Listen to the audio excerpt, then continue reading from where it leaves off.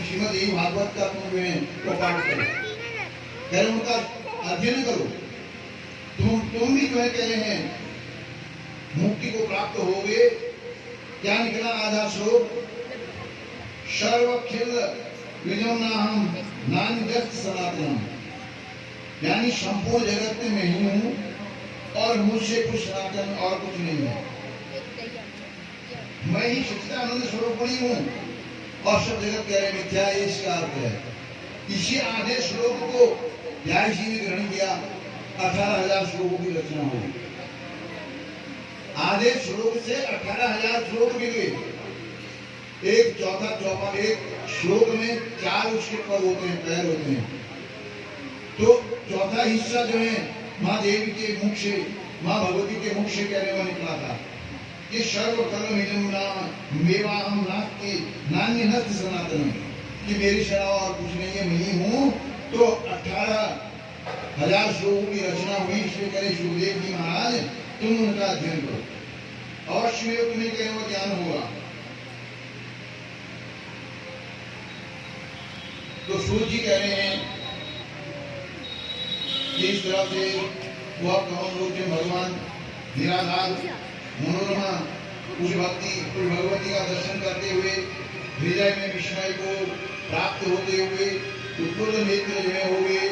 रति भूति बुद्धि मति कीर्ति स्मृति धीर्ति श्रद्धा मेला सदा स्वाहा सुधा कृष्णा निद्रा दया गति पुष्टि पुष्टि क्षमा लज्जा जिम्मा गंगा शक्ति, वही प्रजा देवी, वही महादेवी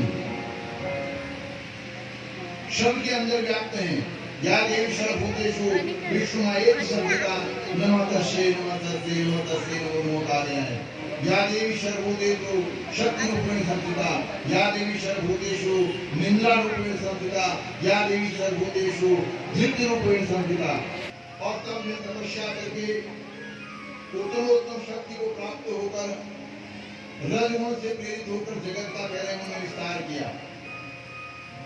वो महामति शर्मा पंच महाभूतों को उत्पन्न करके इंद्रियों और इंद्रियों के अधिष्ठात्री देवता मन का शरीर से प्रकाश में वो अवतरण करते हुए हे महाभाग समस्त विश्व के उत्पादक और पालक श्री हरि आप हो। और महादुर्घोर तपस्या करते हुए भ्रूमध्य से क्रोध के कारण रुद्र उत्पन्न होते हैं और फिर तामसी शक्ति को प्राप्त करते हुए कल्पांत में यानी समय आने पर जब कल्प का अंत होता है तब संहार करने में समर्थ होते हैं। यही कारण से कह रहे तुम्ही वह पराशक्ति सात्विक शक्ति को कह रहे हो। व्यास जी अनेक प्रकार से अपने पुत्र को समझा रहे हैं कि निष्काम भाव से घृताश्रम का पालन करते हुए और इस प्रकार शिव शिवा का तुम ध्यान करो, अवश्य में तुम्हारा कल्याण नहीं होगा। शा विद्या परमामुक्ति हेतु दाशनातहि संसार बंधु हेतुष्टा शरणं सर्वेश्वरीश्वरी। जिनके द्वारा चराचर जगत विसर्जन किया जाता मुक्ति के हेतु जो बनती है वही सनातनी, सभी बंधन से मुक्ति हेतु सर्वेश्वरी वही सनातनी शक्ति। परिवार की जय हो, जिसकी लागेगा तो मान में हो, जिसकी लागी है लगन भगवान में, उसका दिया भी जलेगा तो मान में, उसका दिया भी जलेगा तो मान में, उसका दिया भी जलेगा तो मान में, उसका दिया भी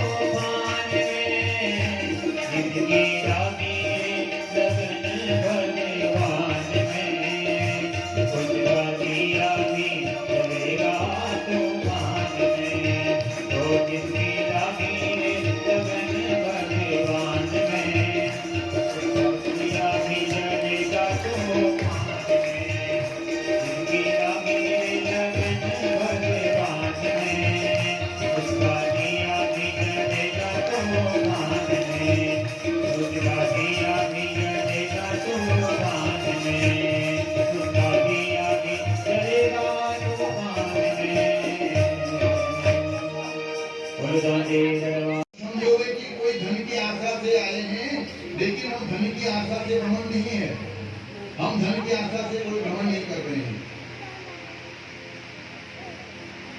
हम तो निराश होकर मोह सागर मग्न होता हुआ मैं जो है क्या यहाँ पर आया था। सुमेरु और मिथिला और हिमांचल को लांघता हुआ भ्रमण करने का मुझे क्या फल मिला? शुभ अथवा अशुभ प्रारंभ में भोगना कहना पड़ता है, प्रारब्ध का कहने यह योग है। यहाँ तीर्थ और कोई भेद भी नहीं है, कहने जिसके निमित्त मैंने इतना श्रम किया। सोच रहे हैं कहने वो राजा जहाँ रहता है वहां प्रवेश ही नहीं है। तो जब राजा के यहाँ ही प्रवेश नहीं है तो हमने जान लिया कि राजा में कहने ज्ञानी नहीं है। उन्हें पता नहीं है कि किसको किस आदर से कैसे में बुलाया जाए। मैं तुम्हारे व्यवहार से ही समझ गया कि तुम्हारे राजा में वो कैसे है।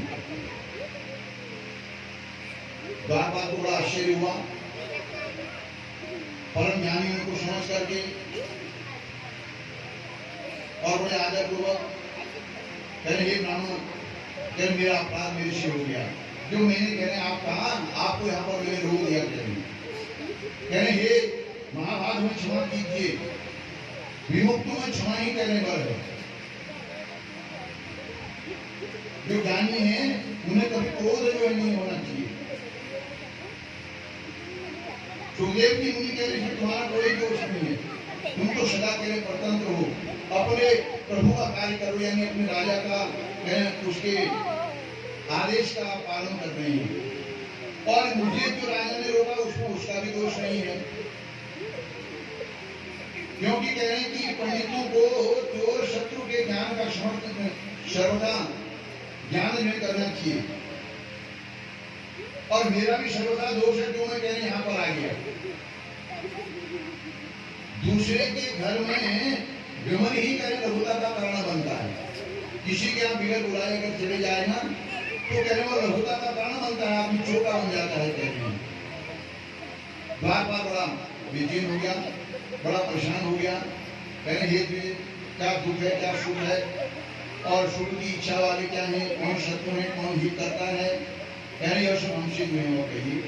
सुखदेव मुनि महाराज कह रहे देखो, पहले सब लोगों में दो प्रकार के मनुष्य होते हैं, रागी और विरागी। उनका चित्त भी दो प्रकार का होता है। विरागी भी तीन प्रकार के तरह होते हैं, तीव्र वैरागी, मंद वैरागी और मध्यम। मूर्ख और चतुर के भेद को रागी दो प्रकार से बताए गए हैं, जो शास्त्र और वेद शास्त्र में भक्ति में उत्पन्न करे वो बार बार समझ जाता है कि ये कोई महापुरुष हैं, क्षमा मांगते हैं। और सुखदेव जी मुनि महाराज को विरक्त में समझ करके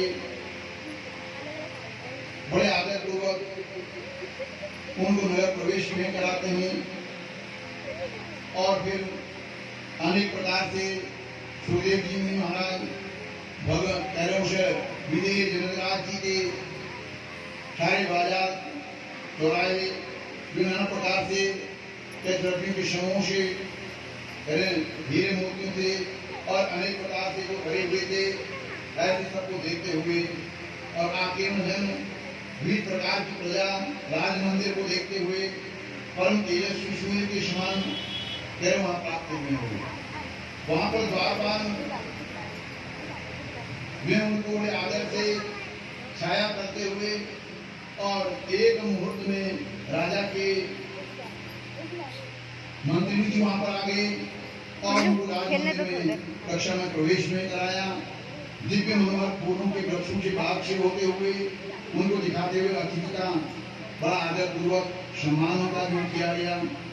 और सुखदेव जी महाराज वहां पर राजभवन में, जहाँ पर अनेक प्रकार के सुख वैभव जो है प्राप्त थे, उस राज प्रसाद वाले इस मंदिर में तेरह उनका विश्राम जो हुआ।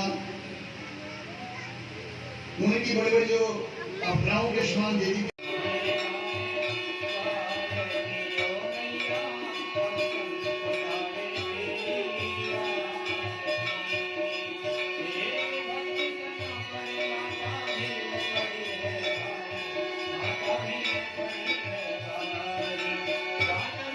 Thank you.